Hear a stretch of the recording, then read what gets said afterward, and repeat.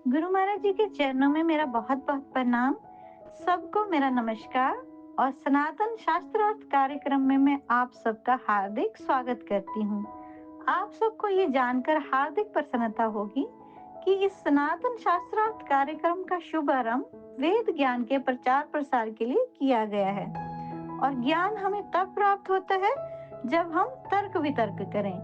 ज्ञान कभी थोपा नहीं जा सकता। इसी प्रकार वेद ज्ञान भी हमें ऋषियों से तर्क वितर्क और बार बार प्रश्न कर करके ही समझ आता है। इसलिए हमारे गुरुजी बार बार हमें ये कहते रहते हैं कि बेटा, जब तक ये विद्या समझ नहीं आती तब तक बार बार पूछो, बार बार प्रश्न करो। तो गुरुजी, आज की ये वीडियो आपने जो पिछली वीडियो में ज्ञान दिया जी, उसमें ज्ञान के लिए हमारे कुछ प्रश्न हैं, जिन प्रश्नों का उत्तर आपसे आज हम इस वीडियो से उत्तर चाहते हैं। बोलिए। तो गुरुजी, आज की ये वीडियो आपने जो पिछली वीडियो में ज्ञान दिया जी, उसमें ज्ञान के लिए हमारे कुछ प्रश्न हैं, जिन प्रश्नों का उत्तर आपसे आज हम इस वीडियो में चाहते हैं। तो गुरुजी, हमारा आज का पहला प्रश्न है कि परमेश्वर कैसे अपनी शक्ति से प्रकृति में सृष्टि पैदा करते हैं। उनमें ना मतलब चेतना है, अलाइव मैटर है, नॉन अलाइव मैटर नहीं है। और वो जो प्रकृति है वो नॉन अलाइव मैटर है। जैसे परमेश्वर देखे नहीं जा सकते इन आँखों से, वैसे प्रकृति भी इन आँखों से देखी नहीं जाती है। तो जब सृष्टि रचना प्रारंभ होती है प्रत्येक प्रलय के पश्चात, तो परमेश्वर प्रकृति को लेकर सृष्टि की रचना प्रारंभ करते हैं। जैसे कुम्हार मिट्टी से बर्तन बनाता है, कुम्हार चेतन तत्व है, मिट्टी जड़ तत्व है। ऐसे चेतन तत्व ब्रह्म जड़ प्रकृति से, प्रकृति के 3 गुण होते हैं, रजोगुण, तमोगुण और सतोगुण। इन तीनों गुणों से ये संसार की रचना करता है। पर ये कैसेट कोई भी देख सकता है, तो उसमें विद्वान भी हो सकते हैं। तो यहाँ ये ज्ञान देना पड़ेगा, अदरवाइज विद्वान क्वेश्चन कर सकते हैं कि परमेश्वर तो सृष्टि रचता ही नहीं है। तो यहाँ मुझे ये ज्ञान देना ही पड़ेगा कि परमेश्वर सृष्टि नहीं रचता। 31वें अध्याय यजुर्वेद में मंत्र है, पाद अस अभवत पुनः। एक पाद यानी चतुरांश, यानी बहुत, चतुरांश का भी भाव यही है वेद में, बहुत ही सूक्ष्म, अति सूक्ष्म, जो दिखता नहीं है तत्व, तो वो ईश्वर की शक्ति प्रकृति में, जड़ प्रकृति में चेतन का तनिक सा पार्ट, भाग जड़ प्रकृति में कार्य करता है। तो प्रकृति जो जड़ है वो चेतन से हो जाती है। जैसे ये हमारा शरीर जड़ है, लेकिन इसमें चेतन जीवात्मा है। चेतन जीवात्मा सिर्फ करती कुछ नहीं है अंदर, तो चेतन जीवात्मा के अंदर होने के कारण ये सारा शरीर चेतन दिखाई देता है। आँख चेतन लगती है, नाक चेतन लगता है, हाथ पैर चलते फिरते चेतन लगते हैं, चेतन है नहीं। परंतु साइंस का भी एक रूल है, मैं तो भूल जाता हूँ उसको, कि एक पदार्थ है साइंस में कैटलिस्ट। तो वो जहाँ भी होगा, जिस पदार्थ में भी होगा, जहाँ भी होगा, वो करेगा कुछ नहीं, साइलेंस रहेगा, लेकिन उसके होने से बाकी काम होते रहेंगे।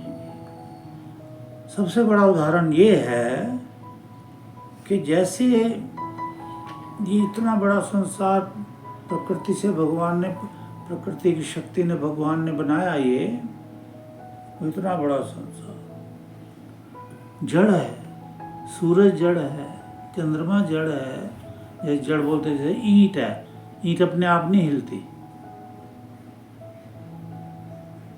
उसे कोई हिलाएगा तो हिलेंगे। इस संसार में कितना कार्य हो रहा, सूरज घूम रहा, पृथ्वी घूम रही है, तो कारण ये है कि परमेश्वर सर्वव्यापक है, कण कण में है, सूरज में भी है, चांद में भी है, सितारों में भी है, धरती में भी है, हम में भी है। तो कि परमेश्वर कुछ नहीं करता, लेकिन परमेश्वर के होने मात्र से सृष्टि के सारे कार्य हो रहे हैं, सिर्फ परमेश्वर के होने मात्र से। तो ये इतनी बड़ी सृष्टि की रचना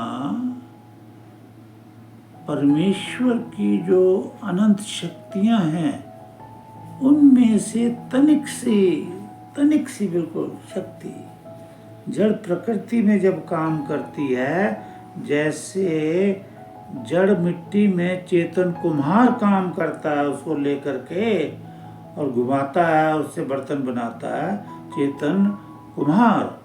तो इस जड़ प्रकृति में चेतन शक्ति जब काम करती है ईश्वर की, तो पहला जो तत्व बनता है वो है प्रकृति महत, मतलब बुद्धि बनती है इससे। महत अहंकारात, महत से फिर अहंकार, अहंकारात तन्मत पंच तन्मात्राणी उभय इंद्राणी। मतलब ये सृष्टि सर्व शुरू हो जाता है बनने का, स्पेयर पार्ट, बुद्धि, हाथ पैर, ये फिर असेंबल करता है प्रभु, वही शक्ति प्रभु ने। तो इसलिए याद रखो, परमेश्वर ने सृष्टि नहीं रची, परमेश्वर की तनिक मात्र चेतन शक्ति जब प्रकृति, जड़ प्रकृति में काम करती है, तो इस सृष्टि की रचना प्रारंभ हो जाती है। तो परमेश्वर इस तरह से फिर 5 तत्व बनते हैं, उभय इंद्रियाणी, पंचभूतानी, अंभय मारीची मर आप इत्यादि, जो 5 तत्व हैं, अग्नि वायु जल आकाश पृथ्वी, ये बन जाते हैं। इससे ये जनता का, नर नारी का शरीर बनना शुरू हो जाता है। उस एकमात्र शक्ति जब प्रकृति में काम करती है, तो फिर ये शरीर भी बनना शुरू हो जाता है। सारे शरीर जड़ होते हैं, सारी सृष्टि जड़ होती है। जैसे कि पेड़ जड़ होते हैं, काम कुछ नहीं करते। स्टैचू, नारी का स्टैचू खड़ा कर दिया, ना वो हिलेगी, ना जुलेगी, ना कुछ नहीं करेगी। डेड बॉडीज, स्टैचू, पेड़ का स्टैचू, सूरज का, अग्नि का, जल का, वह सब मतलब स्टैचू। फिर तत्सृष्टा तदनुप्राविशत, फिर जो सृष्टा है, सृष्टि का रचने वाला, उस स्टैचू नामक पृथ्वी के कण कण में प्रवेश कर जाता, प्राविशत। जैसे मैंने पहले भी बताया कि उस तत्व के होने से काम होता है, परमेश्वर के होने मात्र से संसार चल फिर रहा, काम हो रहा है, ऐसे ही परमेश्वर जब सृष्टि में प्रवेश कर जाता है, तो पेड़ जो स्टैचू था उसकी हवा मिलनी शुरू हो जाती है।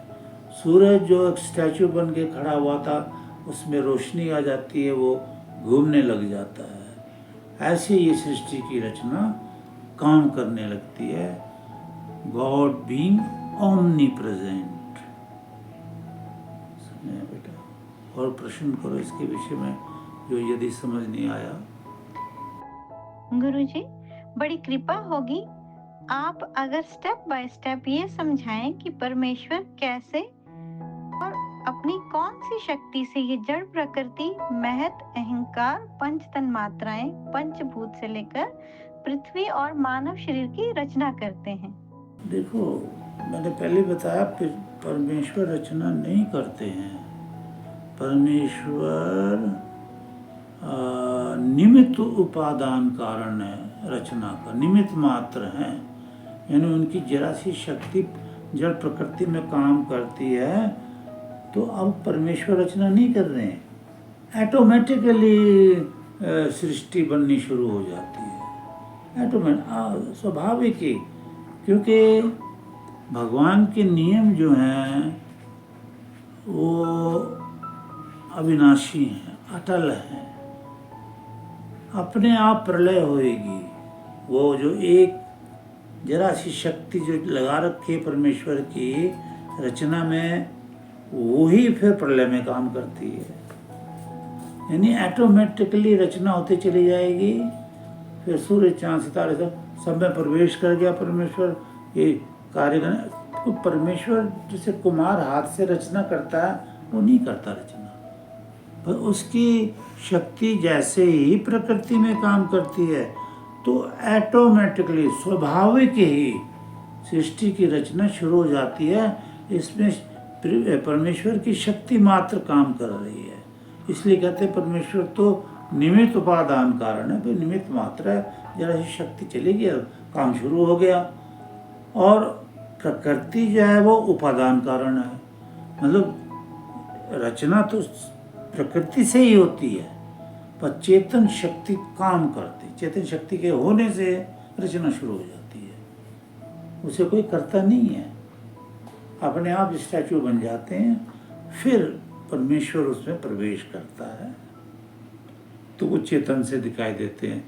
हम मन भी जड़ है, बुद्धि भी जड़ है, ईंट जैसी है, लेकिन वो तो काम कर रहे हैं। वो उसी थ्योरी से काम कर रहे हैं कि ईश्वर है, ईश्वर की शक्ति है, तो ऑटोमेटिकली काम चल रहा है। जैसे पदार्थ में मैंने बताया, हाँ, कैटलिस्ट, उसके होने मात्र से, प्रेजेंस से उसके काम होते रहते हैं। ऐसे संसार में ईश्वर के होने मात्र से जड़ पदार्थ, यानी जैसे सूरज है, चांद है, सितारे हैं, ये काम करने लग जाते हैं सभी। वो स्टैचू जो होते हैं नर नारी के, वो भी काम करने लग जाते हैं। समझ में आया? नहीं आया तो बेटा पूछो।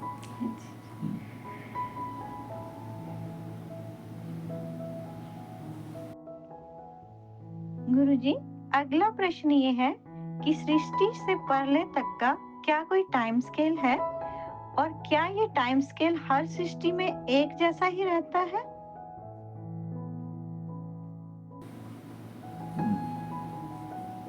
देखो बेटा, ये टाइम जो है सृष्टि का 4 अरब 29 करोड़ 40 लाख 80 हजार है।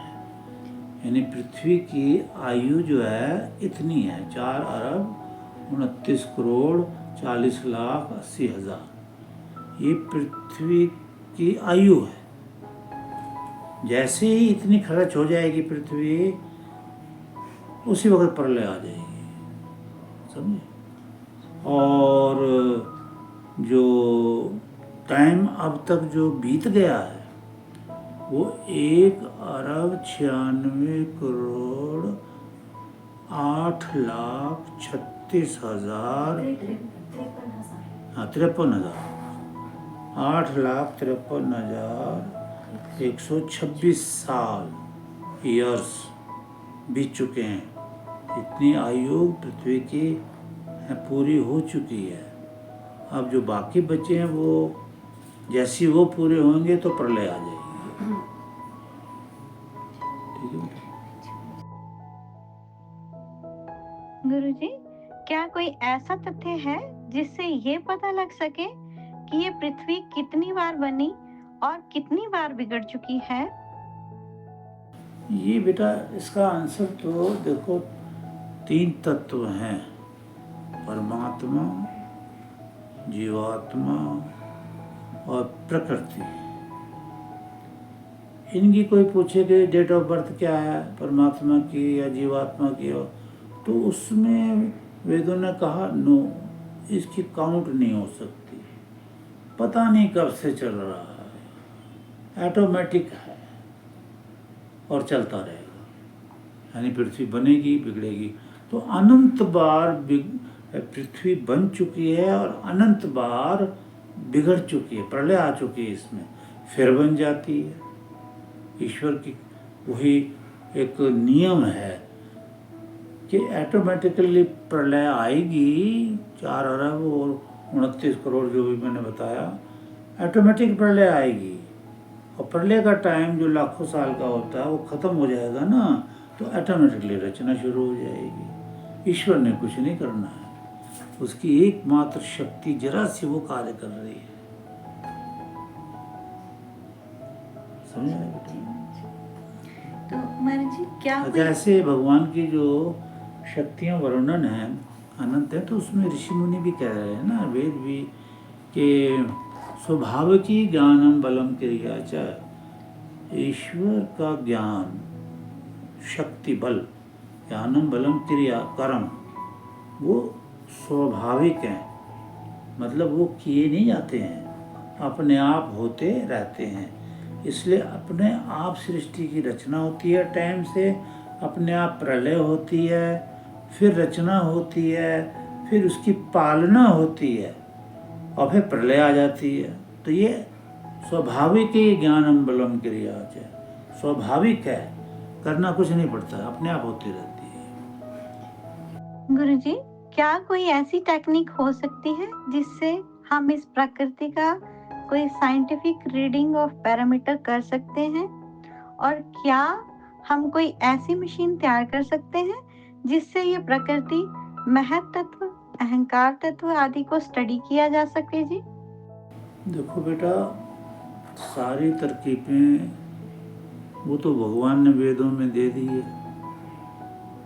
हमें पहले तो वेद द्वारा ईश्वर को जानना चाहिए, जो हम नहीं जानते, मैक्सिमम मतलब नहीं जानते, जो वेद के ज्ञाता वो जानते हैं। तो हमें ये जानना चाहिए कि ईश्वर सर्वशक्तिमान है, अविनाशी है, सर्वव्यापक है, सृष्टि रचयिता, अनंत गुण है इसके। तो सारा कुछ तो वेदों में दिया हुआ है। अब जो वेदों में दिया गया है वो ईश्वरीय ज्ञान है। अब ये भौतिक ज्ञान हम समझाएं कि कोई पैरामीटर ये इत्यादि जो आपने प्रश्न किए हैं, वो संभव नहीं है, क्योंकि भगवान की अलौकिक शक्ति है। पैरामीटर ऑलरेडी भगवान ने बनाए हुए हैं, सब कुछ बनाया हुआ है।